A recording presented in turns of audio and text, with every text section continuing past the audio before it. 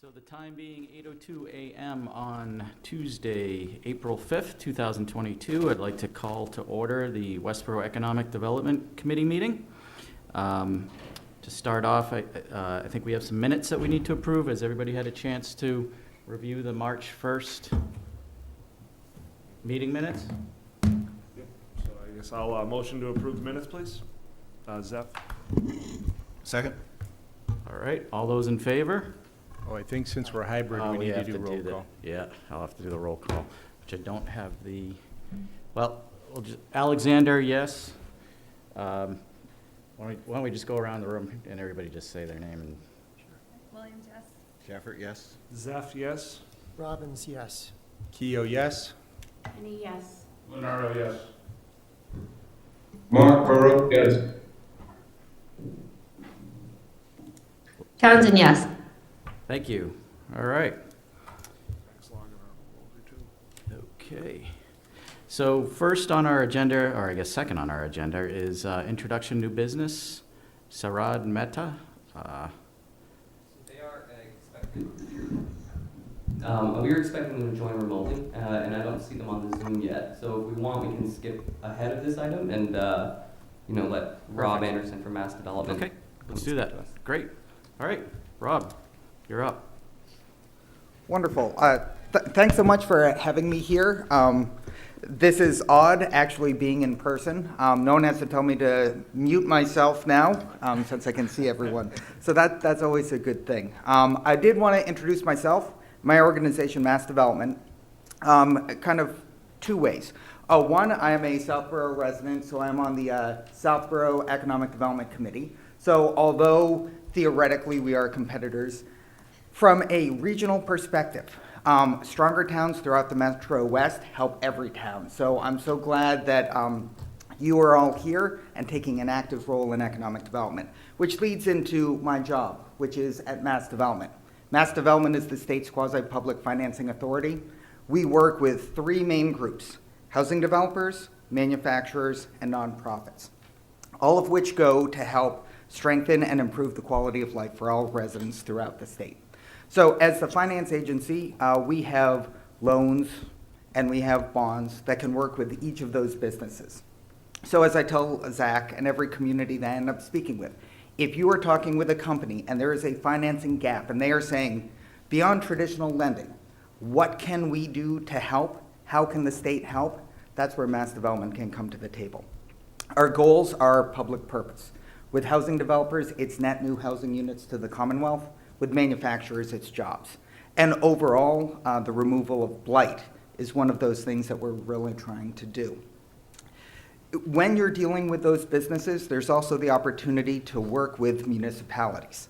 That is where we've got some new programs and grants that are very useful. And I think one of the great things about being business development is I don't have to be an expert in any one specific subject. I can be more of a generalist, and I can answer those questions, and I can bring those people to the table that can help those businesses and help the municipalities. But right now, I do want to talk about two programs that we have, one of which is through the Community One Stop for Growth. Hopefully, Westborough is thinking about applying to that. Hopefully, there are some economic development visions where the One Stop can help. Mass Development within that 13 grant application process has a program called Underutilized Property Program, the UPP. That's the opportunity for businesses to apply for grants. That's the only one within the Community One Stop. So it's a chance to put and reactivate empty buildings that are potentially an issue for a municipality, but privately owned, with an owner that goes, I really would like to do something, but I need a little bit of funding. The UPP, through the Community One Stop, is a great opportunity. It is a competitive grant, but one of the things that I always tell people is it has to do with that economic development story. How you reactivate a downtown. How there might be a building in the downtown where, with access to an elevator, you could activate it so you could get new housing units into the community thereby having more of a target audience to walk around your downtown and bring some of those businesses to life. So that is the UPP through the Community One Stop. I know I'm not the only person out there promoting the One Stop, but within the UPP, it's a great opportunity for me to come in and talk with property owners at a variety of levels, whether or not they be municipally owned, nonprofits, or private owners. The other thing that is perhaps more important to me as a human than a mass development employee is we have a program called PACE, which is Property Assessed Clean Energy. It's a new program that launched during the pandemic. And what it does is it provides third-party financing to property owners who want to make clean energy improvements to their properties. Those are things like a new HVAC system, a new boiler, solar on the roof, charging stations. Now, the one thing about PACE is that it does require an opt-in by the municipality. The reason why is that the financing is paid back as a betterment on the property tax bill. So yeah, I'd notice an odd look. I can explain it a little bit more detailed. But what that allows is the financing to be paid back over an extended period of time. It is not traditional lending, and actually can help the Can't balance hear sheets. anyone. Sorry, Alka, can you hear us now? Are you able to hear us now? You're on mute. And we're actually in the middle of another presentation right now, so if you could, confirm that you can hear us and stay on mute until you're recognized by the chair, that would be amazing.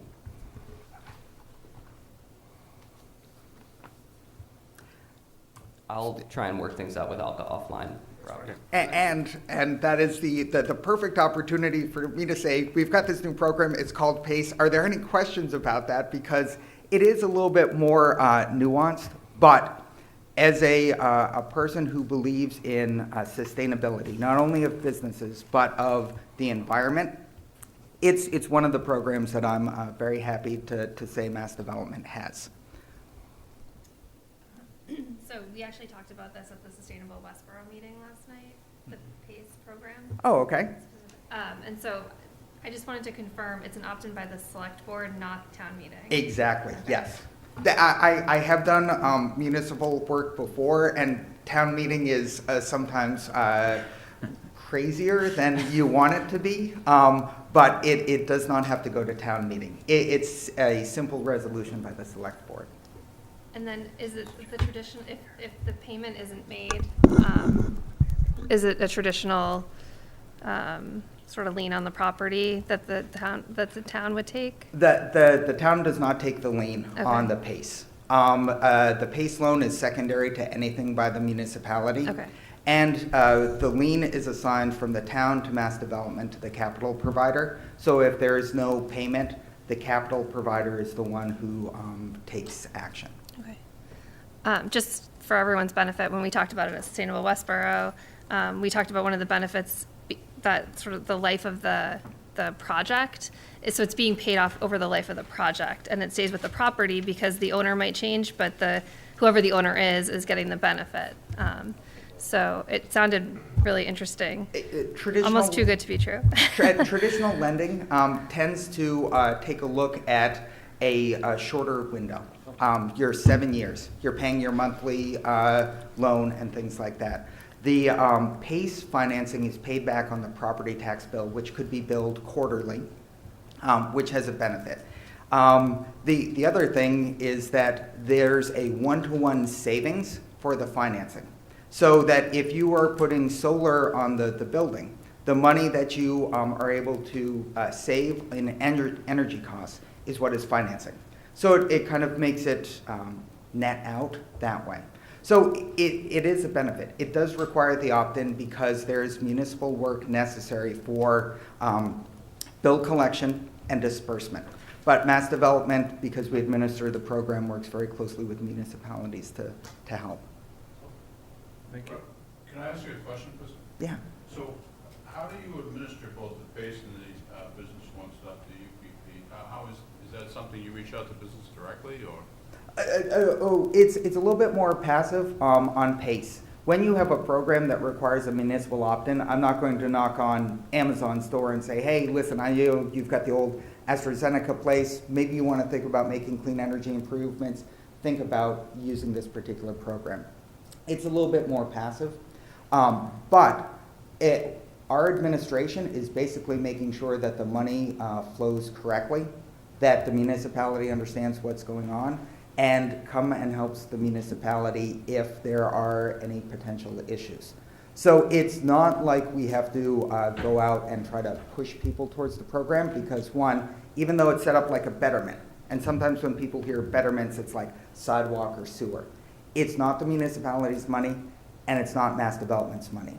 It's a third party like a bank. Bank of America is one of the capital providers here in Massachusetts, and they're the ones providing the money, making sure that they collect, and making sure that if there is any default on that their follow-up happens. So that's that on PACE.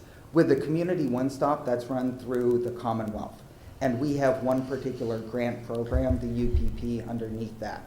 So when people submit to the UPP, the state collects all of them, and they send it out to a whole bunch of reviewers. So last year there were 104 applications, I think, for the underutilized property grant program. We expect that many, if not more, this year. When the reviewers go through it, Mass Development staff makes the final determination. We award those funds, and then I believe it's reimbursement for invoices, but I don't know that for sure. Since I only review the applications, I don't kind of administer that. So how do you typically market this? It's just on your website somehow, or is that? Okay. It is. Anytime there's a competitive grant program, you don't want to market it too much because you want to separate. Learned. Yeah. Yeah. You want to try to target as much as possible. But I will give an example. I was speaking with a municipality here in Massachusetts. They had an empty municipal building right beside Town Hall. They had a couple of offices in there. There is a nonprofit child care located in that municipality. They needed more space. They wanted to expand their offerings, and they wanted an opportunity to take that building. The second and third floor are not accessible by elevator. And so someone, if the town were to gift or sell that to the nonprofit, someone would have to put in an elevator. In addition to fitting out the space, nonprofits have I was going to say small profit margin, but they've got none at all, right?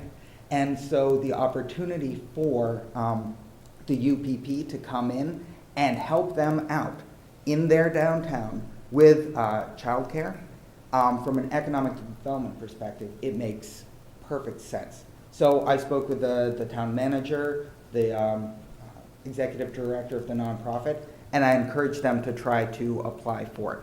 So that's kind of how I market the program without saying we have this out there. And because it's the only one available to the private sector, they do talk, and they have ideas about what they would want to do. So it's a little bit more passive, but it's kind of one of the things that is important, and one of the things that Mass Development is very proud of. Thank you. What's the typical award amount for the UPP? Well, do you want me to scare you? I will scare you a little bit. There were 104 applications last year, people asking for $57 million, and we had $8 million to give away. So no application actually received its full request. The upper maximum is $1 million. However, that's 12.5% of the funds that we have. So what you want to do is try to get geographic diversity as well as use diversity. Housing, because this is based upon economic development, some jobs, and childcare. So trying to do all that, usually the awards last year, I think, ran the gamut from about 200,000 to 500,000, and there are, I think, 23 awarded. So it's one of those things where and you're going to hear what I would say to everyone who came to me. Think of a menu and outlining those things that you would want to address first in order to help reactivate it. That elevator in that example I just gave, that will help get them into the building so they can then spend and do capital fundraising for the space. Some people might have, well, we have to get ramps up there. We have to replace the windows. The roof needs replacement. And with those menu of items, people can go through and pick what makes most sense.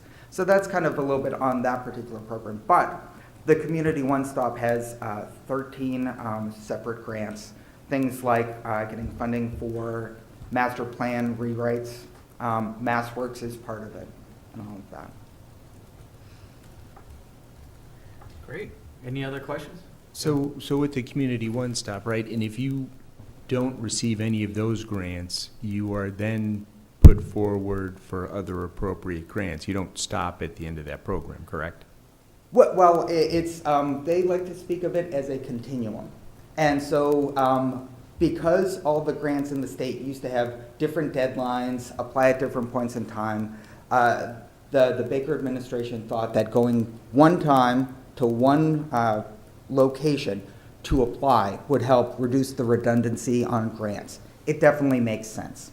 But if you're talking about you sign up and you don't get this grant, can you never apply again for it? No, you can. But if you want to think about that development continuum, you go after the underutilized property grant program, and it helps re-energize the downtown, where a developer thinks about where might we make some more investments. All of a sudden, that step leads to step 2, where you might have the opportunity to go after a MassWorks grant. So every time I go out and I try to talk to people, it's one of those things where getting into the Community One Stop allows the state as a full economic development engine to think about projects in municipalities, knowing what's on the radar, and then prepare strategically for what might be coming down the pathway in the future, which is why sometimes applying for grants, although it takes time and effort, and you might not necessarily receive it, it at least is useful to make sure that people know what's happening. And that's partially why when Zach invited me, I was so happy to be here, because I cover 70 communities in the central region. I have to know a little bit about everyone, and I have to know which communities are more business friendly. Those that are willing to pick up the phone and say, Rob, we've got some ideas, we have a business, we have some development that we actually want to push. When you have someone who gives you a call, you spend a little bit more time there than those communities who choose not to do the outreach. So that's kind of an economic development philosophy, and also kind of why I want to thank Zach again for inviting me to be here. I have one question, or actually a couple questions. One is about PACE. And so the types of properties that would be eligible for the PACE program, does that include nonprofits or no? It does. Very good question. And if I had my PACE slide here and my PACE guy behind me, oh, I would bore the heck out of all you guys. They would just, you'd love it, but it would be, but to your point, nonprofits can, except because it's billed through a property tax bill, they would have to have a pilot set up. So there are ways to work around it. It's not for residential, it's only commercial. So it's commercial PACE, or C-PACE as people call it. So the concern from the assessor might be, or the tax collector, we're going to be overwhelmed with this. I mentioned traditional lending. We would not encourage someone to take on board a program that would cost more than if they had done it traditionally. So usually there's a break even of about $250,000 per project. So they tend to be bigger. So staff wouldn't be overwhelmed, but it'd be kind of some of those more transformative projects as opposed to the really large ones. But we can work with nonprofits on that. Got it. And then I also just wanted to clarify, if a community opts into the PACE program, it sounds like the responsibilities that would fall with the community versus mass development would be one with the assessing or tax collectors department to make sure that they have an infrastructure set up for this kind of betterment assessment, and two, for somebody, maybe an EDC or, an economic development department to play the role of, kind of doing that last mile marketing for the program. Is that correct? Or is there anything else that? Correct. And I'm going to give an example of two cities, Salem and Beverly. Mm-hmm. They have a Resilient Together initiative, and they have a sustainability coordinator. That sustainability coordinator has PACE in their pocket. So when they're out there talking with businesses, they can say, if you're thinking about those investments in your property, we can do it. We, as a municipality, have this initiative to lower our greenhouse gases. But why should we be the only ones asking people to contribute to a better environment without offering them an opportunity to help pay for it?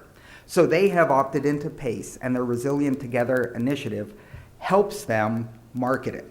There are other communities that say, we have it, but our bandwidth is slightly less. Maybe we don't want to go and market it yet. There are only 2 projects. Launching during a pandemic is difficult. There are only 2 projects that have gone through so far. So maybe they're waiting to see more projects come through. On the assessor and tax collector side, it's simply a pass-through. Usually the software has a line item to add a betterment. But Mass Development works with a consultant to come in, make sure we help municipalities get it set up, and then know how to run it. Once again, given the scope and size, there aren't going to be too many of them that end up in the system. So right now, what we're trying to do is work as closely as possible with the staff to make sure it runs correctly. Got it. That was super helpful. Last question, I promise, is are new constructions eligible for the PACE? New construction is not. There are some discussions going on right now in Boston to allow commercial PACE to be for new construction. There are other states throughout the United States that allow new construction to be in PACE. But right now, it's only for existing structures. Got it. All right, any other questions for Rob? Well, this is great, Rob. Thank you for taking the time and coming in to speak with us, and appreciate you being here today. Yeah, thank you for having me. Sure. And Zach and I talk on a pretty regular basis, and I do drink a lot of coffee, so we're going to be meeting at Starbucks at some point in time for that. All right. Wonderful. Great. Thank you very so much for having me. Thank you, Rob. Todd, just before we move on, and while we still have PACE on our mind, Christy, I was wondering, I didn't follow the Sustainable Westborough meeting yesterday. What was the, nature of their discussion about the program, and kind of where did they land, if anywhere? It was just sort of raised so that people, as an introduction to the program. Okay. There was discussion about who's the appropriate committee to bring this to the select board. There was some discussion about, I guess, maybe they had been advised that it should be Sustainable Westborough. I personally think it should be EDC, and then Westborough would send some sort of letter of support, because it seems like initially because it's an opt-in and it's really something that's for businesses, it seems like it should be EDC. So, should it be like a co-sponsorship? I think, the way that the chair left it was for people to just think about it, but, I do think that there was interest, so. So should there be a motion from this board? I think if we're ready to make that motion, the only thing I haven't done yet has had discussions with the assessor's office, but I know that he's been part of some of the conversations, so. Maybe we can put it on next month's agenda. Yeah, why don't we, kind of let it sit, and, we can even, when John's here next month, I think he's out of the office this week, but he usually tries to come to these meetings, we can pick his brain about it a little bit. Yeah. Do you have any written information about it? So I believe Sustainable Westborough had circulated around some kind of PowerPoint presentation on it. I can forward that to you, Jim, if I do indeed have it. I remember seeing something like that, but I would be lying if I said that I, read the presentation from front to back. I guess there's been some presentations, I don't know who's sat in on them. Our presentation last night from our chair was just informational, similar to this. But I did look it up, and Mass Development has some good information. Yeah, and I can ask Rob. I think it's, it seems pretty simple, and so that, makes you feel like it can't be that simple, but I've heard 2 presentations on it now, and it seems pretty simple, which is nice, so. Yeah, that's what I'd like more information about before It's a trick. we vote on it. There's a whole list on Mass Development's website of other communities that have done it, so we might reach out just to kind of check in and see how it's going, but it sounds like they haven't really used it a lot yet. Have any of our immediate neighbors used it? Do we know? It sounds like it's only been used twice, so I would, Okay. even if they've So opted in, just it doesn't Salem sound and- like it's been used, so. Yeah, just Salem and Beverly then, okay. um, All right, so let's definitely include that on the agenda next month. And if you are able to get some information from Rob, if you could circulate it to the entire EDC, that would be great. All right, so let's go back to introduction and new business. Sharad Mehta, where we have Alka Yadav Mehta that is presenting. Is that correct? Yes, good morning. Hi, good morning. And sorry for the rude interruption in the morning. I thought I hit the mute button, but it didn't click. So I was just not hearing anybody. So I'm sorry about that. So yes, this is, I'm Alka, and this is my husband, Sharad.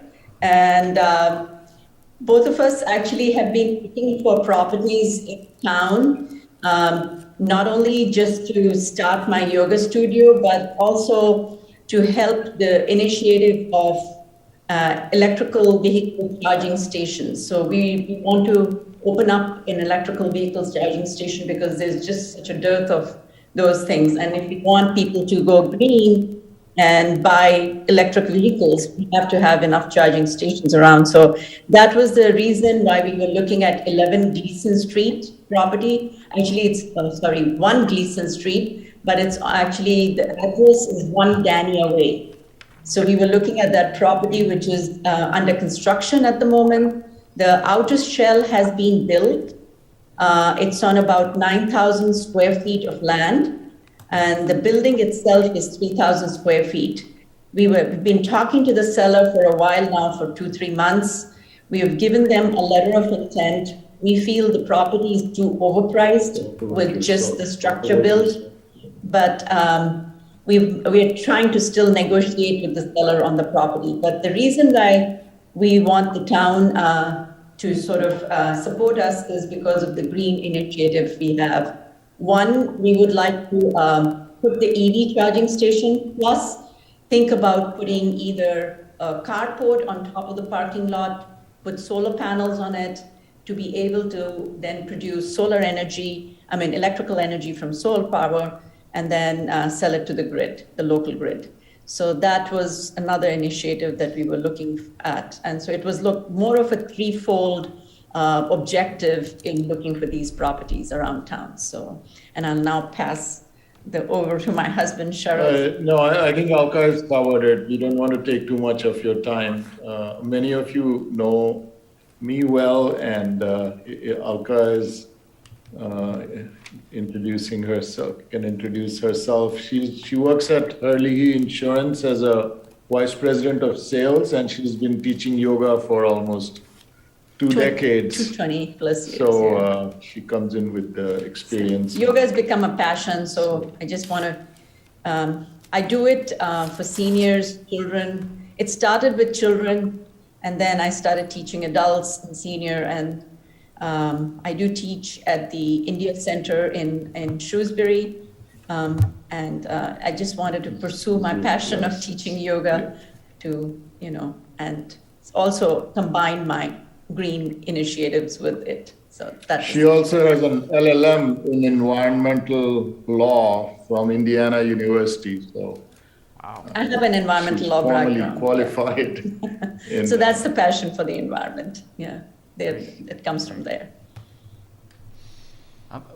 Sure. I'm drawing a blank. Where is 1 Daniel Way? So this is at the end, if I may, I'll just explain a little bit, because I'm familiar with the building. It's part of the development for Donia, which is on the end of Gleason, Fisher, the intersection there. Village Commons at the Transit-oriented Okay. Village. Yeah, Yeah. commonly, Yeah. it's across the street kind of from Yeah. what we affectionately call the rat farm. Yeah. So the shell, as they've mentioned, the shell has built and been accepted through the building department. There is no interior fit up, so the shell, the inside is completely blank. I suggest that what you're proposing is your yoga studio interior to this thing? Yes. Great. So I was planning on opening a yoga studio and something which will be closely related to yoga in terms of health and fitness and other things that can open on the other side, because I don't need 3,000 square feet of space. I need about half of it or even less. And the other portion can be used to rent out to another health and fitness, outfit. Great. So the contractor on that job is Farouk Ansari, as some of you may or may not know, but this is part of the transit-oriented village development that's being done down there, which is predominantly 15 houses and then the commercial space. There's actually additional commercial space that can be built on that site. Whether it will be or not is kind of up there. Yeah. Jim, I know when I was on the design review board, we dealt with that project for a long time. Is everything all set with that from the design review So perspective? the building shell right now has approval from the design It review does. board. Great. Your proposal would require additional approvals from the planning board and possibly from the design review board. If you're going to have solar panels exterior to the building, if they're on the roof of the building, that's one thing. That only requires a building permit. If they're freestanding and not associated with the building, so if they're just over the parking lot, that requires a special permit from the planning board. Okay. Good to know. I mean, there'll definitely be solar panels on top of the roof, which will only basically provide power just to the building. And I mean, whatever extra can be sold to the grid, but that's not enough as far as, producing enough energy in that area. So I was thinking of, or we were thinking of putting a carport on top of the parking lot and then put mount solar panels on it. And in order to, sort of So- increase output. When you say a carport, do you mean a parking deck and then a solar panels on top of that? Or do you just mean solar panels as a canopy over the existing parking lot? So my husband will explain it better. So I think we'll do it in two phases. The first one will just be on the roof of the building itself. And that'll cover mostly the need of the building. But then also we are considering putting a carport canopy on top of the parking area and then put solar panels there. And we understand it will require A permit. special permits, and also National Grid will have to step in because it's going to need a little bit of a high voltage line coming in for the power that's being produced. But we also need it for the EV charging station anyway, which we are planning to put. So it's actually a nice location for EV charging because people come in, they plug in their vehicle, do the yoga, and then they can leave. It's actually a very nice sort of a symbiotic relationship between the two. So that should work out well. It's going to provide the clients who are going to come into the building to charge their cars, but also it'll be offered as a public charging station because of its proximity to the station, the Westborough station, and also a lot of developments that is coming around, residential development that are coming around it. So a lot of people can come in and charge their electric vehicles, so there'll be a public. The thing I was trying to explain to Jim and Zach is that it's actually a 9,000 square feet of lot on which a 3,000 square feet of building is built, but there's a 6,000 square feet of space available on which a carport and an EV charging station can easily go in. So that'll meet the parking needs of the building. It'll meet the EV charging station needs. It will also provide additional, enhance this thing from the carport canopy style solar panel project. Most people will be charging at home, but that's only the slow charging. If anybody needs fast charging, then they need to come to an outside facility, and that's what this facility would provide. The other thing in Westborough is that there are a lot of apartment buildings in here, but the apartment buildings do not offer any charging station to their residents. And that's the Fast charging. No, even like, for instance, Regular Arrive, charging going on. a big Arrive is right Yes. on Route 9, close to that place, which is a big, huge apartment complex, and the renters do not have the facility of charging their vehicles at their own apartment complex location. So this will be offering public charging station facilities to those residents living in rental situations, you know. So when you get a concept plan, please submit it to the planning department so we can take a look at it and determine what you would need for permitting going forward. How many charging stations are you expecting? Are you going to do it for all the parking spots or just a few? Just a few. Just a few. Yeah. Okay. The economics is very challenging, so it takes some careful thinking to, implement this. So we'll start with maybe even one or two and then go from there. That's the plan. Okay, thank you. But there's potential to expand is the reason why this lot is, it has its own benefits because it's a 6,000 square feet of land, which is considered commercial, which is zoned as commercial. So we can definitely put a public EV charging station there and expand on, Yeah, those. the additional space has been approved for buildings. So if you wanted to modify that, we just have to modify the permit, the approvals. Okay, all right. Great. Thank you, Zach, and thank you for this opportunity, Jim and Zach. So, yes, I just had a couple quick introduce questions. Introduce ourselves and- be able to meet with all of you. Thank you. And also to talk about our projects. Alka, Sharad, I just have a couple quick questions as well before you leave. Is one, I know you had mentioned that you had felt the property you're looking at might be a little overpriced. Are you considering any other properties at this time, or is that an area where the town can maybe help connect you with other? We are looking for other properties in and around town. So yes, any help in that regard would be great. So if anybody is aware of something else which is similar to this, would be helpful because of if it meets all our needs, as I explained before. Understandable. And then lastly, assuming everything goes great with the property that you're currently looking at, just generally, where are you in your time frame and process, and what might the next 6 months to a year look like for the project? So if we do get a place which suits our needs and the price is right, we are ready to move ahead with it right away. Got it. Okay. Thank you. Thank you. Sounds like a great use of the space, and we wish you all the best with your negotiations, and we look forward to seeing you again in your final plans. Thank you. Thank you. For the opportunity. One word of advice, make sure that you understand the permitting before you purchase the property. Yes. Yes, Yeah. thank you. And any guidance in this regard from anyone here and otherwise on the committee would be tremendously helpful. So we look forward to definitely. So please share whatever. Zach can share our emails with you. So if you want to reach out and, any help in this regard or any, direction or guidance would be tremendously helpful. Thank you. Okay, great, thanks. All right, so continuing on, next on the agenda is the update of the 2022 annual town meeting. Christie? I'm just going to go through the warrant and ones that I know, Zach, you had pulled out some. I'll just go through. The town meeting did vote to pass hazardous waste day, so that's something that we haven't had in 2 years. And so that's something that we pulled out of the budget and had town meeting vote on specifically, and they did pass that, so that'll happen in the fall.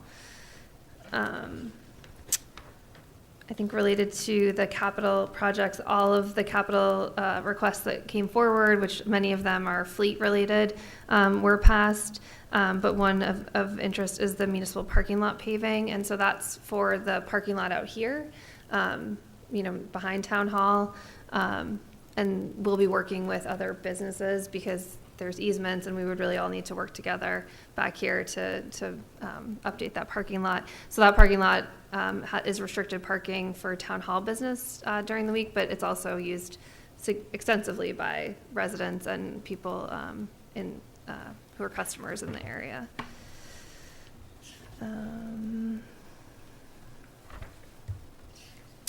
The master plan implementations, oh, actually before that, the senior needs assessment was approved. So that's $50,000, and that's to hire a consultant to do our senior needs assessment. So we'll be specifically emailing out surveys we'll be working with UMass Boston Gerontology Department. And part of that process is to mail out surveys to everyone 55 and older, and it'll go out in English and then a second language. So we're using demographic analysis to determine what that is, but it'll also be available online, and the intent is for anyone online to fill out that survey. And they're going to have some focus groups and some key informant surveys, so they'll be tapping into people who might have different vantage points related to senior needs. And that's a process that we expect to sort of get going in the summer as we're looking at what those survey questions should be, and then we'd really push that out in the fall. Master plan implementation was approved, so that's $16,000, and that's to work continuing with VHB to work on how the master plan would be implemented, really prioritization of all the goals that have been set out in the master plan. Both of the local rapid recovery planning phase 1 projects were approved. Those are also continue to be on the ARPA funding requests, but those were approved at town meeting if ARPA funding is not awarded. All of the water and sewer infrastructure programs or requests were approved, including the article that's going to look at the sewer capacity, which is something we talk about a lot, related to housing and mixed use. The Regal Cinema, which I know this group is really interested in. So there was 2 articles related to the Regal Cinema. One was the $200,000 just for maintenance of the property. The town, as the current owner, has obligations specifically under the management agreement that is with the other owners of the abutting properties for just maintenance of the property and the parking lot. And then, of course, there's insurance expenses. So that money is available to us, and hopefully, we won't have to use it all. And then the town meeting also voted to transfer the property to the select board for the purpose of disposition. So when we get a property by tax title, it goes to the tax title custodian, which is the treasurer collector, and they can do it. Typically, we would do an auction, just a public auction, in order for the board to go through the RFP process and allow them to identify some evaluative criteria of different options or that bidders might put in. It had to be transferred to the select board. So we're working with the select board through that process of identifying the criteria and finalizing the RFP so that can go out. If people are interested, we've been keeping a list of people that call because we get a lot of calls. But it'll also be, properly advertised, and we'll let this group know when that's advertised. How long do you think until the RFP is ready to be issued? I know that we had hoped that the board would be able to finalize it on the 12th. I expect it'll take a little bit longer than that, but hopefully in the next month or so. Okay. I don't know, Sean, is that fair? Yes, that's fair. Okay. And is the board soliciting input from people in the town as to what they'd like to see there, or what's the? So the difficulty is you need to come up with criteria that people, in terms of how you're going to determine the owner of this property. We can go through the whole RFP process and decide there are no projects worth doing, Right. and then restart the process. But we're not telling people exactly what we want in there. I think we want to get a broad range of offers so that we are, that it can benefit the town as much as possible. Yeah. So I know people have provided thoughts, but they're really not going specifically into the RFP. Mm-hmm. So some of the criteria is ability to proceed. So if you have financing that you can move forward quickly with the project, obviously that's in the best interest of the town and also the abutting properties as well as the future owner. Another is I forget what we call it, but it's about how many jobs they're bringing and tax revenue, which we'll work with the assessor on those projections once we receive the bids. The board had an interest in some sort of sustainability criteria, so we've provided some for review.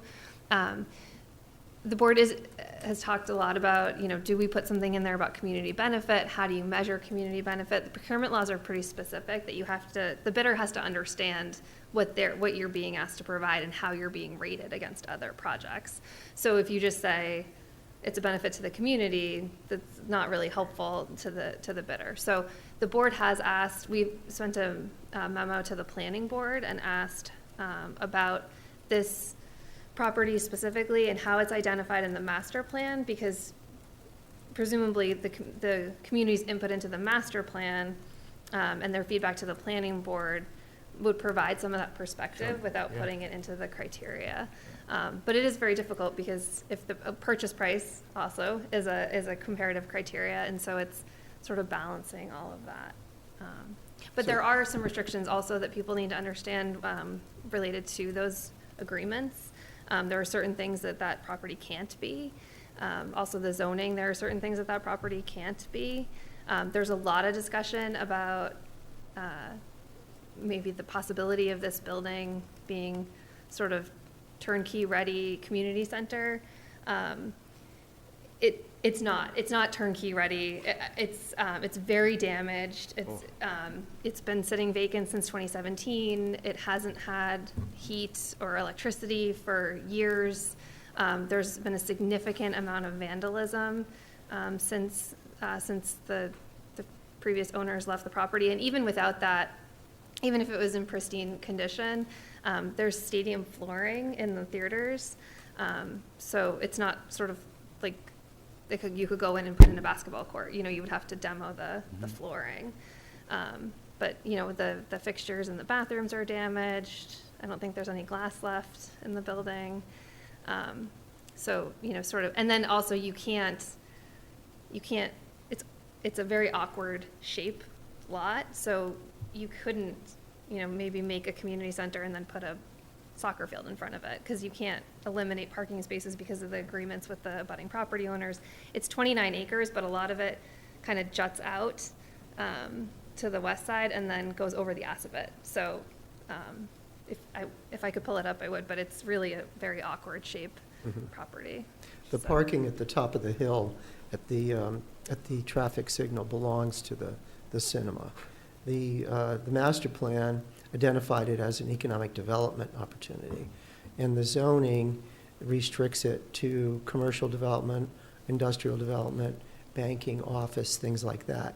It doesn't allow, say, multifamily unless it's part of a commercial development. The planning board's going to discuss the property this evening, so if you're interested in hearing their discussion, that'll be available on Westborough TV, or you can come in person. As you know, we meet in the Great Hall at the Forbes Building at 6:30. We also reached out to all the department heads and just asked if they had an identified municipal need.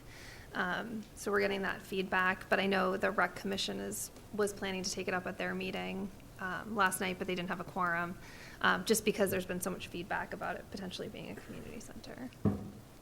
So. Thank you. Yep. Just going through here.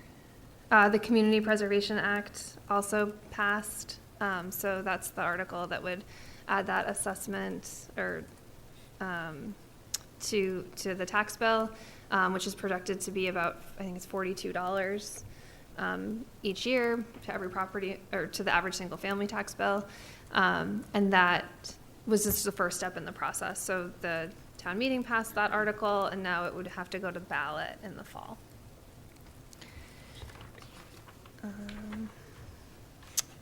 All the articles, the first two articles related to the Town Planner Reporting Authority were defeated, and then the third one was passed over. So there was no change in that structure. Hometown Hero banner revolving account is something that we set up for the Veterans Advisory Board. It might be of interest to this group because I know that they're they're receiving donations for that program, so that if someone wanted to put up a banner of a loved one that's serving or has served, and maybe can't afford it, you know, they're getting some donations that way.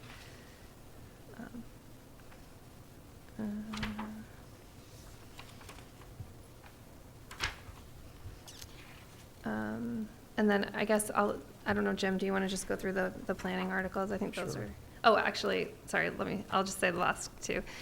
So the petition articles, the Indigenous Peoples' Day article was also defeated. And then the second petition article, which was about people serving on town committees getting an abatement on their taxes, that was passed over. And then there were two articles, which I think Nathan Askew would come in and maybe talk to this group about. I can't remember. There were two related to the plastic bag. Okay, maybe not. Actually, yeah, so there were two articles. Right now, the town has an article in the general bylaws that that disallows the use of plastic bags that are a certain thickness. So it's a requirement basically for reusable bags. So he offered two petitions that would amend that specific article. So the first one would be to require biodegradable bags in lieu of any plastic bag, and then also require that store charge for any bag. That one did pass. That article did pass. Any article that amends the general bylaws needs to be approved by the Attorney General's office. So it's not immediately effective until the AG gives us the go-ahead on it, or 90 days. So we have a few months. The Public Health Director, Zach, and I are actually meeting this afternoon to talk about how we're going to inform everybody about this particular article. So the fee that they're charging, is that something that goes back to the town, or does that, stay with the business? Stay with the business, Okay. yeah. Yep. And then the last article was to eliminate plastic, so you would have like biodegradable, like to-go containers and things like that. That one was actually referred back to the Board of Health, so they're going to continue to have discussion on that.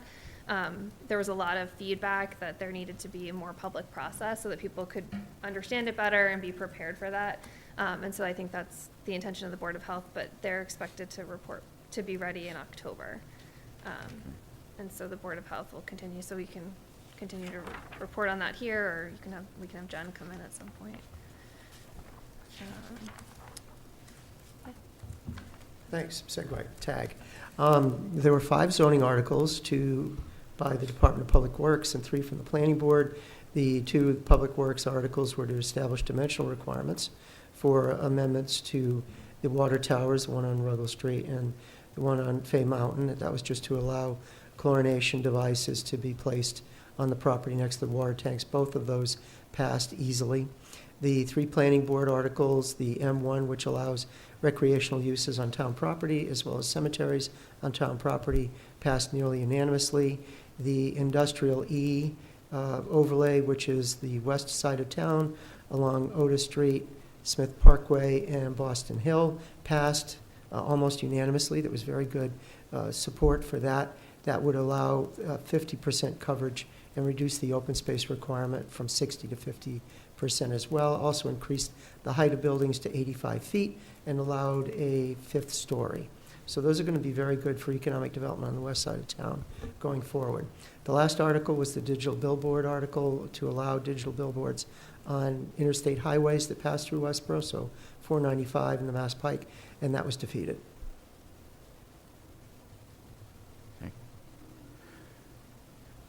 But if anyone has any questions for Christy or Jim, now would be the time. Otherwise, happy to move on, Todd.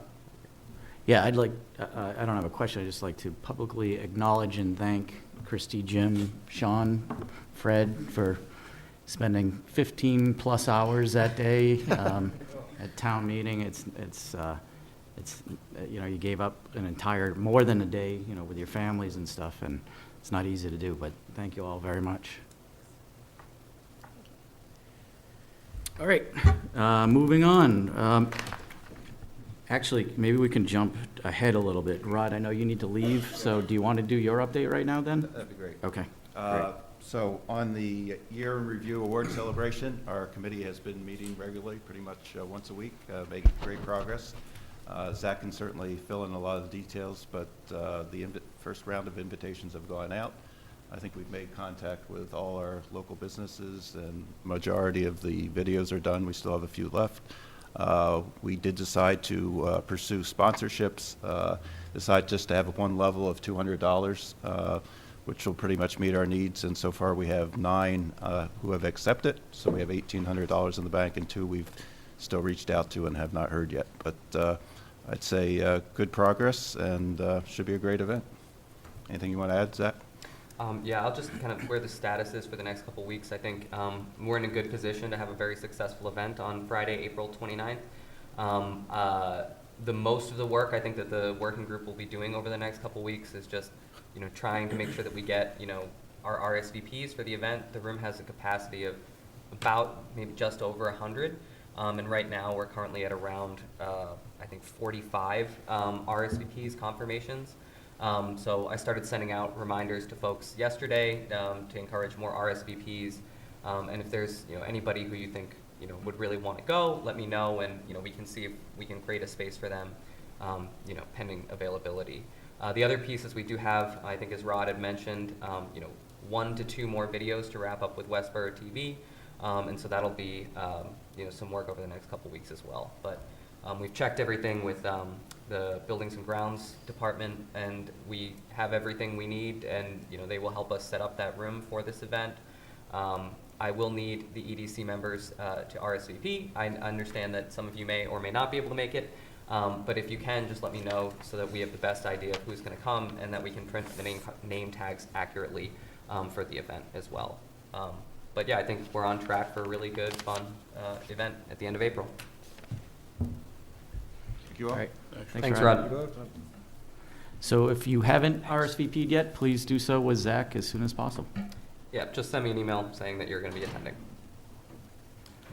All right, next, let's go back to the update on the Q9 495 Business Expo. Zach? Great. So as I've been saying, the Q9 495 Business Expo is actually tomorrow, believe it or not, from 4 to 8 p.m. I had circulated, I think maybe Monday of last week, a sign-up sheet for folks to help volunteer at the event. Because it's a 4-hour event, we've broken it down into two-hour shifts for volunteers, where ideally we'd like to have 2 people at our booth, and then 1 person walking around making connections and handing out business cards or brochures at other booths. Right now, we have, and thank you to everybody who has RSVP'd, that will make a huge difference to our effectiveness at the event. We do need 1 more person to volunteer in the, I guess in the later session from 6 to 8 p.m. So if you could just either fill out the sheet or send me an email letting me know that you're going to be there, that would be great. I understand as well that some of you might actually have your own booths at the event for your own businesses.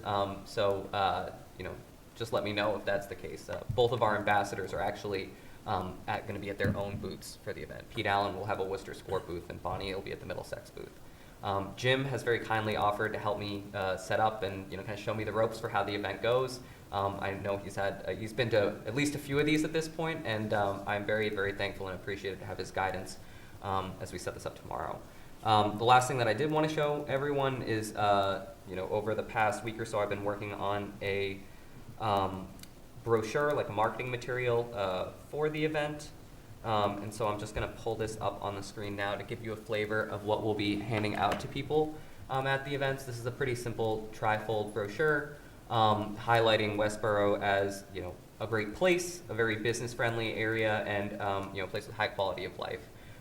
So each of the inlay kind of spotlights on, the location advantages to locating in Westborough, such as, our access to the greater Boston, Metro West, and Worcester region. The second panel highlights, some of the resources that we have at the town level that highlight our business friendliness, such as our business one-stop permitting meetings, Permit Pro and online permitting, single tax rate, and then some of the very, very new, industrial zoning overlays that Jim and the planning department have, worked to enact. And then the third panel just kind of gives people a flavor for, you know, the high quality of life and vibrancy and you know, the strength of our schools and stuff for Westborough. So I'm going to be picking the printed versions of these up later today. And so if you come to the Business Expo tomorrow, you know, you can help us hand them out, and that would be very much appreciated.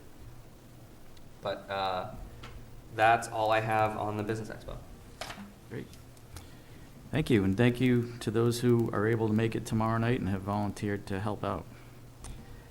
So next is the update on the EDC fiscal year 22 goals. Great, and so I just wanted to take this time, you know, because we set goals. I think it's important to check in on goals and see where everything's at. Just as a status update for, you know, where our 4 goals for fiscal year 22 stand, especially as we, you know, approach the midnight hours of fiscal year 22. So if you recall, we set 4 goals for the EDC. One is, you know, completing our local rapid recovery plan and starting to implement some of those projects. The second is creating and executing on more of an outreach strategy.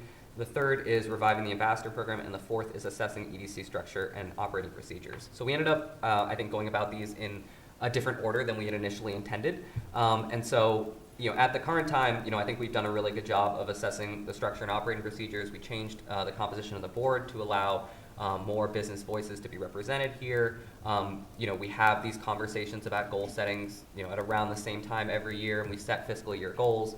We've added more structure to the grant program, and we will continue to do so when John, Fred, and I meet to kind of collate all of our feedback on how we might continue to improve the application, especially considering some of the changes that we've implemented, such as the rubric.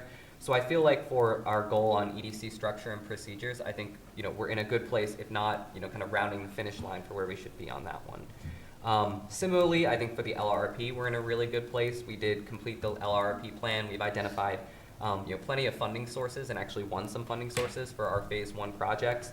The Community Development Department prioritized the 10 projects from our plan into 3 phases, phase 1, phase 2, and phase 3. For phase 1, we received a grant from REDO, the Regional Economic Development Organization grant program, to implement our online business directory project. We're still coming to terms with the vendor on the contract for that, but I still expect that we'll be able to implement that. Additionally, we've been working internally on a draft outdoor dining policy, which is pretty much around the finish line. There's just a couple graphics in it that I need to update before circulating that with some other relevant department heads.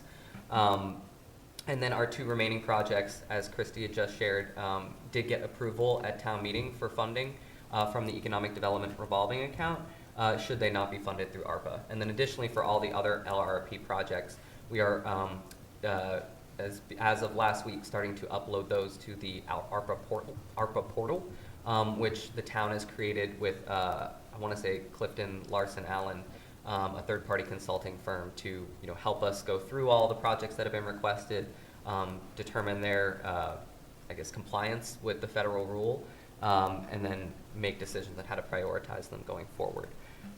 So for LRP, you know, I think we're in a good place, and, you know, we're working on implementing our phase 1 projects. I would imagine that as we think, I know the next topic item is EDC fiscal year 23 goals, and I'll mesh them a little bit here. I would imagine that LRRP and continuing to implement those projects is something that's going to stick with us as a goal for at least the next couple of years. Next, which is a big one, is outreach, and I might discuss the ambassador program alongside that because I think they're very interrelated. I think we've made a lot of progress in outreach, but I think where I am going to try and focus over the next 2 months especially is resuming in-person events and, you know, resuming more, I guess, in-person outreach through our ambassador program.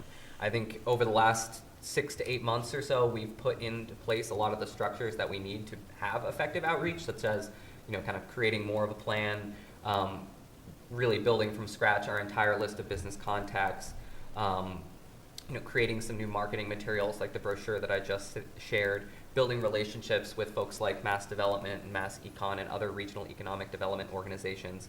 But some of the things that we had, you know, kind of stated that we wanted to do, such as, you know, hosting, you know, quarterly or biannual outreach events, and, you know, leveraging our ambassadors to kind of sell programs like, you know, the EDC grant program or Westborough Power Choice or other ways in which the town helps businesses. I, you know, definitely think we haven't hit that bar yet. I have tried over the past month to try and schedule some ambassador meetings, and I haven't been incredibly successful. There is a business that said they did want to do one. We've had some back and forth about the timing, which is why it hasn't played out as of yet. But I really am going to be making a big push over the next 4 weeks to try and get some more ambassador meetings on the calendar and to really start, making our presence known, in person. We'd also at previous meetings floated some ideas for lack of a better term, broker brunches events. I've been pretty tied up in the year review event planning for the last month or so. And so I imagine that we would aim to host one sometime over the summer and then maybe another in the fall as a resumption of those types of events. And then especially with all the conversation, about the new plastic bag reduction bylaw and, some of the other things that have been discussed at town meeting recently, I think we would have plenty to say or plenty of topics for those meetings. And then again, regarding the ambassador program, I think we've done a great job kind of fleshing out where we want it to go and what we want it to be. I've collated some materials for our ambassadors on information that they need to know to, support businesses on, with some of the programs that we have, like the EDC grant program, the Mass Vacant Storefront program, and others. But I think we really just need to, kind of start having meetings again. And, I think, Bonnie, Pete, and I will make a push over the next month to really make that happen. So overall, I think there are, kind of 2 out of 4 goals where, I think we've hit the mark for where we need to be at the year mark, and then there are 2 goals where there's still some work to be done before June 30th of 2022. Does anyone have any questions or concerns? And then if not, then we can pivot to a little bit of a brief discussion on, what our goals might be for fiscal year 23. I'm good. Great. So then regarding fiscal year 23 goals, I wanted to bring this up because when we last talked about goal setting, we kind of said around the March, April time, we would start thinking about, okay, what's our fiscal year 23 goals going to look like? And obviously before we did that, I wanted to check in on our fiscal year 22 goals to make sure that, we're on track to complete those. For fiscal year 23, like I had said, I think some of our fiscal year 22 goals may spill over into 23, such as the LRP goal, which is really a multi-year project, and so it should occupy, multiple years of the EDC's goals.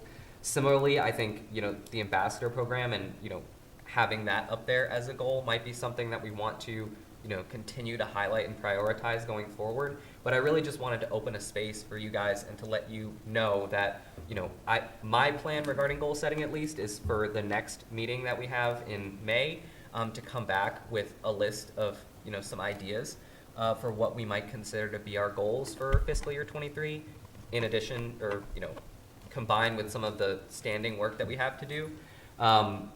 And so if any of you have an idea or if there's something that you want to do, for fiscal year 23 that you think is the level of like a large goal, please email me and let me know. I will collate what you send to me and include that in kind of our, list of ideas to consider.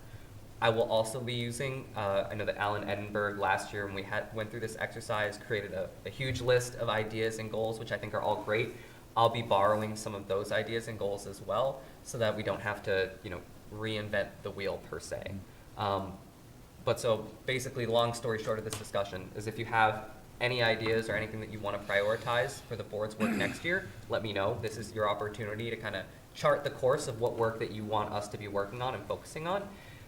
And then at our next meeting, I'll block some time to kind of revisit this discussion, look at what folks have sent me and said, look at what some of the other ideas we've considered in the past are, and then, start to think about how we're going to prioritize those. And then, by June, hopefully bring everyone together to vote on goals for fiscal year 23. Does that sound like a decent plan to everyone, or is there anything that, we should consider? I just wanted to ask Jim how quickly you think the master plan implementation group is going to get together, because I expect that there'll be some. Sure, we're going to the planning board's going to discuss that tonight. Okay. I can't tell you what a target date will be, but we want to get moving on the consultant joining on board to get us organized. And thank you for bringing that up, Christy, because I think that's a really good point, is the EDC actually has a laundry list of action items in the master plan that I think are all very exciting and are something that, we need to make sure that Jim and I and the planning board, the master plan implementation committee are in lockstep in determining which of those goals are going to be priorities and things that we're going to have on our plate over the next year. Yeah. I have a quick question about the ambassador program. Is it Pete and Bonnie? At this time, yes. Okay, are we seeking an additional, or? Yes, Okay. so if there's anybody that you know of as well that might be a good fit or is interested in getting involved, I have had on my to-do list for a while to reach out to the folks who had applied to be EDC members, and then, we said we'd get back to them once we figured the ambassador program out. I'll reach out to them in addition. But if there's anybody out there that you think would be a good fit for the role or wants to get involved, please connect them with me, and we can, I can tell them a little bit more about the role and, see if there's interest. Especially for the directory, it'd be important the next couple of months to get more ambassadors to help Zach and clean it up.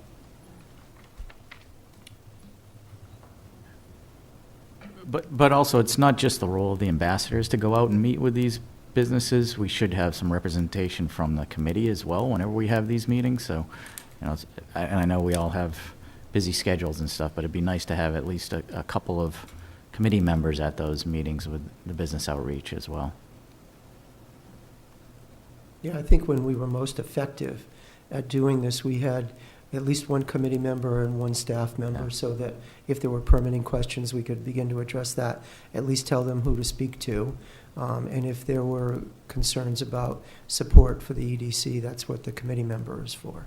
Yeah. I think that was a good formula. Generally, Zach would be there as the EDC coordinator, set it up, and then a committee member and a staff member. Right.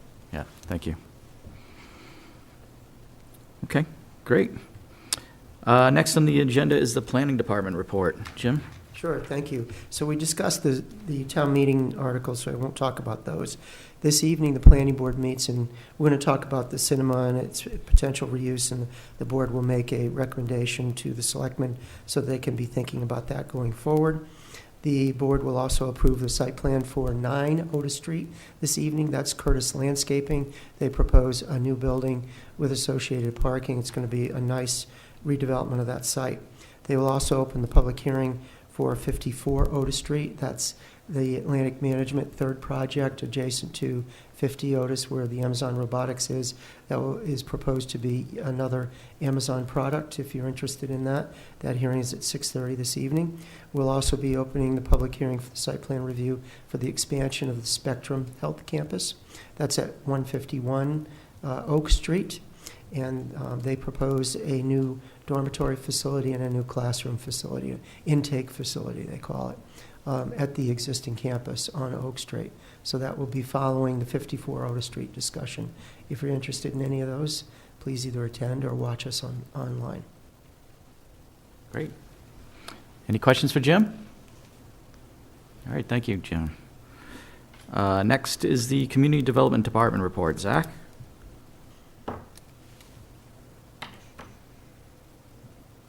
Great, so regarding new businesses, Nemizo Learning Labs right downtown, one of our grant recipients, is now open. New business is coming soon to the Belmont Center on Turnpike Road in the old Landry's Bicycles location. It's called a Crystal Mine. It's my understanding that they're like a specialty gemstone or rock retail business. Rock retail. Rock retail, indeed. Regarding upcoming businesses, 2529 Research Drive has submitted a site plan for a large project on that site. That is the former BJ's location. So they will be going before the planning board at some point in the next couple of weeks to initiate that process. They're planning a 3-building, 700,000 total square foot campus for life sciences and R&D. On that site, and so we look forward to them working through that process and hearing more about what they're planning.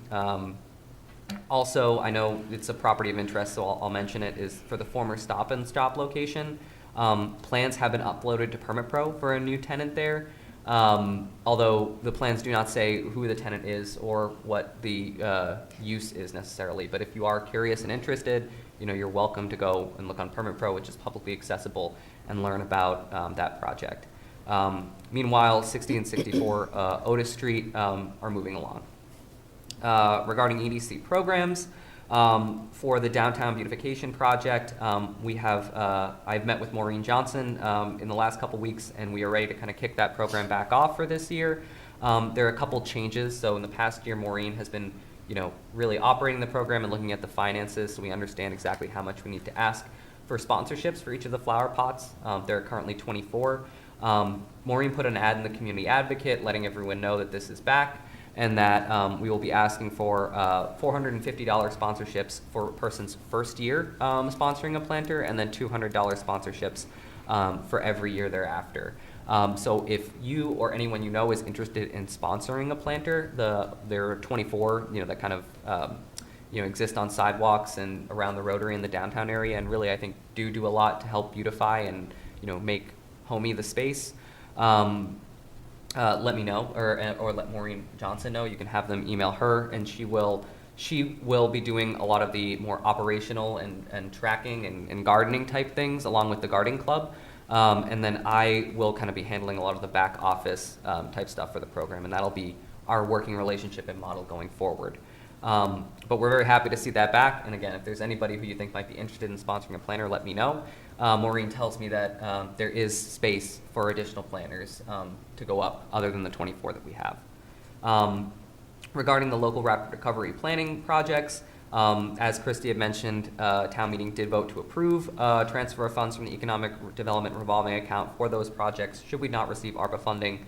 I have started speaking with potential vendors for the Minority and Women-Owned Business Project, including the Collins Center at UMass Boston, which is a public sector consulting firm. They're not a private firm. They're part of UMass Boston's. They're technically a state agency, but they work with municipalities a lot on a variety of issues, and so they seem like a pretty good fit for this type of work. Additionally, for the LRP, I am intending to coordinate a meeting with our own Holly and Allison Lindsay to discuss their lessons from the holiday passport and what we can learn from that when we start to roll out our shop local punch card campaign. We obviously want to make sure that we take all of their wealth of knowledge for that and don't make old mistakes. And then two, we want to make sure that if there's any intention that they want to do this again, that the timing is aligned and that neither event cannibalizes on each other. Regarding upcoming events, I've already mentioned that the Business Expo is scheduled for tomorrow at 4 p.m. If you haven't signed up and are able to, please do that in the next day or so. And then on this Thursday at 4 p.m., Jim Robbins, Rod Schaffer, and I will be going to Gillette Stadium, actually, for the 18th Annual Team Massachusetts Impact Awards, where Olympus, which is a Westborough business, is being recognized as a silver winner for the Central Massachusetts region. So we're very happy to see one of our nominees get awarded. And Fred, unless you have anything to add, that's all I have today. Okay, Any other great. business? Thank you. I missed what you said, the last thing. Oh, I was just saying if Fred had anything to add, he can do that, but otherwise, that's all I have. I wanted to add something just to keep the committee updated. Yesterday, Christy, Fred, and I went together with representatives from Atlantic Management, their traffic consultant, MDM, and representatives from District 3 Mass Highway to meet with the Lieutenant Governor to discuss a MassWorks grant to implement the actions recommended in the Otis Street corridor study. That would involve the entire length of Otis Street for the multipurpose trail and sidewalks, as well as traffic control devices, improvements to the intersection of Route 9 and Otis Street, potential new signalized intersection, Target driveway, and a new signalized intersection moving Speedway's driveway a little bit to the south and creating a new intersection with 64 Otis Street. We discussed the aspects of the program with the Lieutenant Governor. I felt it received favorable support. The application will go in June. It's not an insignificant amount of money. It'll be somewhere between $5 and $6 million. So we'll keep you updated on that. Great. Thank you, Jim. All right, other business. There was one thing I wanted to bring up, and I was at the town meeting, not for 15 hours, but for maybe 6. And at the meeting, the topic of a single versus dual tax rate was brought up, was mentioned by somebody, I believe, on the Finance Advisory Committee. I think that in years past, I don't know that the EDC has ever had a discussion about this and formed an opinion on it, and even talked to any of the businesses in town. But this is a pretty, in my mind, a pretty important matter for business owners and landowners and businesses in town. And I think that if the other members of the committee are okay with it, I'd like to add it to our agenda next month as a topic of discussion. I'd like to see us take a position on it, be more proactive with it, and then reach out to the finance advisory committees, reach out to the select board.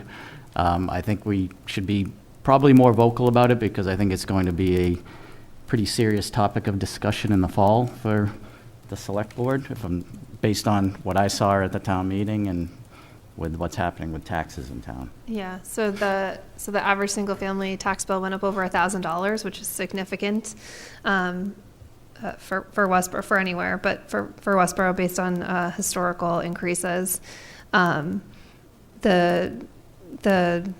Just for process, the tax classification hearing is where they decide on whether or not to split the tax rate and what that taxing structure is, including some exemptions.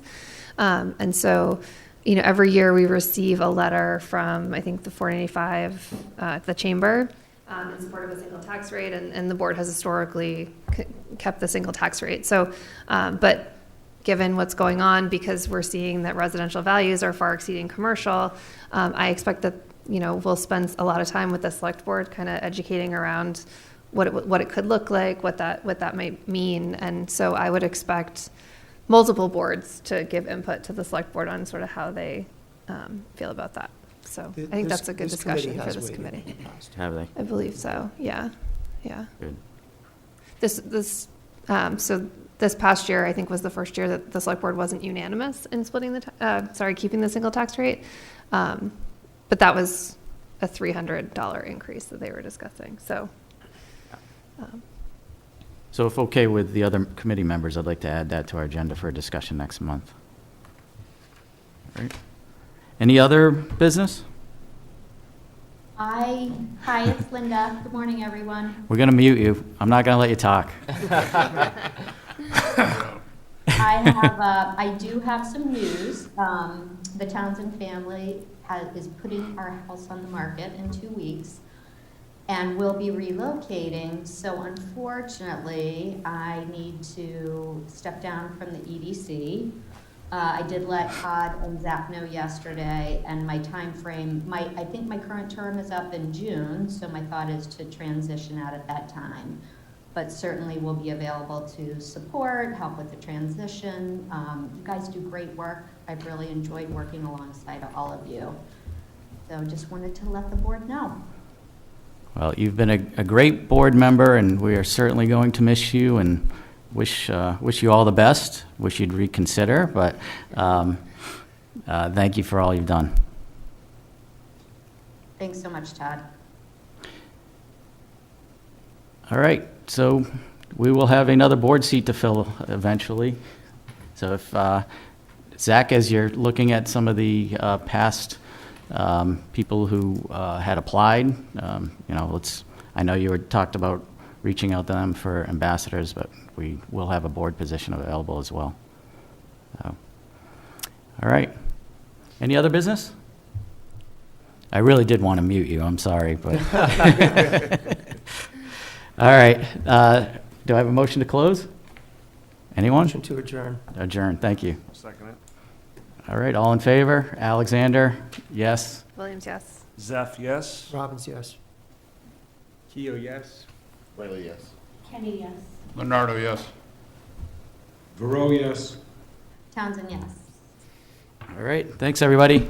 Well, hopefully, those of you that can make it to, don't forget the awards meeting on the 29th. 6:30. Thanks. Did you say 6:30 or not?